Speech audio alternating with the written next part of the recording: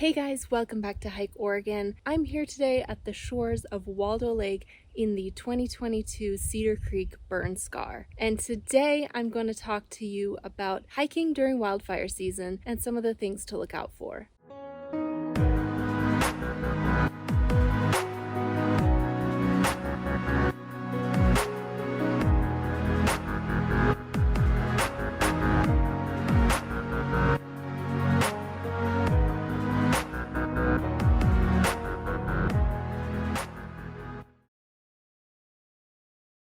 If you are new here, welcome to the Hike Oregon channel. I make hiking and backpacking vlogs as well as gear reviews, just general tips and tricks videos to help you become a more confident hiker and backpacker. If you enjoy content like that, click that red subscribe button and the notification bell so that you are notified every time I make a new video. And if you want more content from me, you can support me over on Patreon, where for as little as just $1, you get extra content each month. It seems like wildfire season here in the West is becoming longer and just more intense. This year, for example, here in Oregon, we have a ton of fires and they started early in the season. They started in early and mid-July. Usually we don't deal with wildfires until about mid-August. So we started about a month early and it's been hard to find places to hike. The first thing you obviously have to consider are the current wildfires and where they are. I really like using a variety of apps. Watch Duty is really great and gets updated pretty frequently. For certain sized fires, InciWeb is a really great resource as well.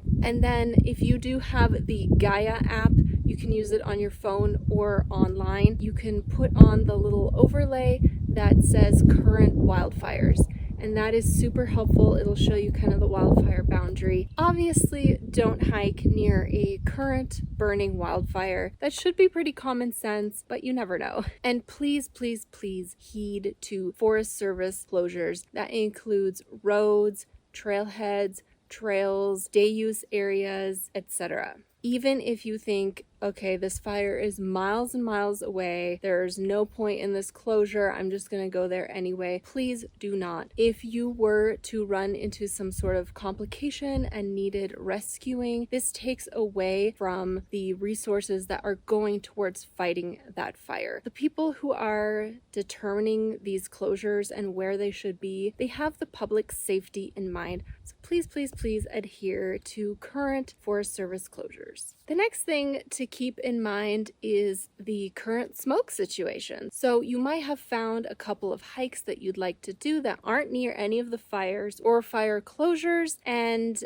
you're ready to go hiking. Hiking in poor air quality is just not good for your health, but it is definitely personal preference. Some folks who struggle with asthma or other lung issues, they literally cannot hike in even moderate air quality. It has to be good, like it has to be in the green. So I believe it goes green, yellow, orange, red, purple. Those are the levels of air quality AQI. AQI is what air quality index. That's kind of what the maps and apps go by when you check air quality. So there's certain levels. Green is obviously good. You're not going to see or smell any smoke. Yellow is what I'm in right now. So you can see there is definitely some haze, but I can't smell any smoke.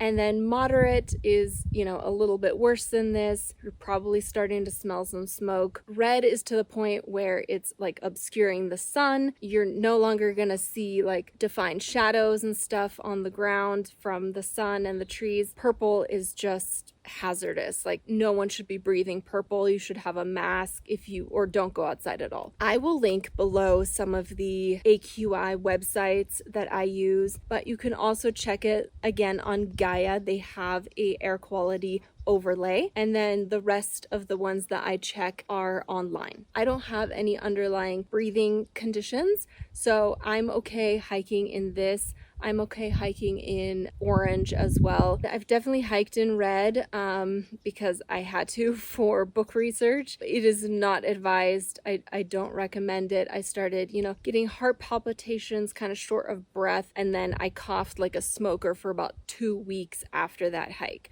So that's not recommended at all. Obviously, if you're backpacking and you have to get back to your car, or you're through hiking and you don't really have any other options than to just hike through it, obviously go for it. It's probably not going to take years off your life if you do it, once a year. But I don't recommend going to places that have that high of AQI. Something like 55 fires broke out the day after we had a thunderstorm in mid-July here in the Central Cascades in Oregon. I just try to keep in mind if there is a thunderstorm that's in the forecast, if I'm backpacking and there's a thunderstorm in the forecast while I'm going to be out, maybe postpone that trip. You don't want to be caught in a situation where you have to evacuate really quickly because you're backpacking and a fire breaks out, or even worse, get caught in a wildfire. And then also, same goes for day hiking. If you know a thunderstorm has rolled in the day prior and you have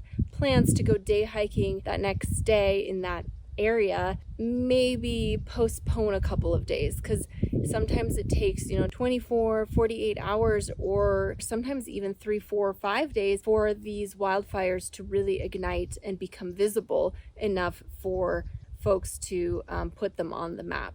So just don't put yourself in unnecessary, dangerous situation if you don't have to. Along those lines, if you do happen to be backpacking and you're on a multi-day trip and a thunderstorm does roll through, make sure you have an exit strategy. That's typically what I do, even if there's no thunderstorm in sight. I don't really trust other backpackers not to make fires when they're not supposed to. It's not only thunderstorms that cause wildfires. A lot of wildfires are actually human caused.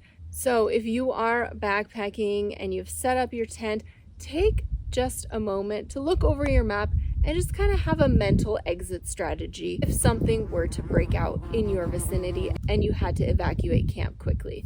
There would be nothing worse than to be in a scramble situation. You're panicking and you don't know where to go. Another thing I wanted to mention is having some supplies in your car, namely a little shovel and some water. If you do come across something that has ignited on your way to a trailhead, you can help put it out. Obviously, if it's not too big, just call it in. But if you see a spark or something like that, you can help put that out before it becomes an issue. Also, don't park on dry grass on the side of the road. I have seen that so many times, and it's so alarming this time of year because your car is hot and you can ignite grasses really, really, really quickly this time of year. Again, common sense, don't smoke in the forest and put out your cigarette and just drop it on the ground. Just please, please, please put it out, in a water bottle, or use some water and then put it in your pocket or something. If you have to smoke cigarettes, please do not just drop it on the ground. That's just absolutely terrifying. With that being said, I know campfires are awesome and romantic and just really nice to have at camp, and they keep the mosquitoes at bay. Just adhere to the rules in the area. Make sure to look them up before you go backpacking or camping, and just be smart and safe during this time of year. That is all I have for you today. If you have any other tips about hiking during wildfire season, I would love to read your comments down below. And if you don't already, go ahead and follow me over on Instagram. That's where I post all of my recent hiking and in the future backpacking adventures. I am still recovering from back surgery, so no backpacking this summer, but future backpacking adventures will also be posted on Instagram. And if you want to hike and backpack here in this amazing state of Oregon, trust me, it's not all on fire. You can find all the info over on my website, hikeoregon.net, and you'll also have access there to all of the guidebooks that I've written over the years. Thank you so much for watching, and I will catch you on the next adventure.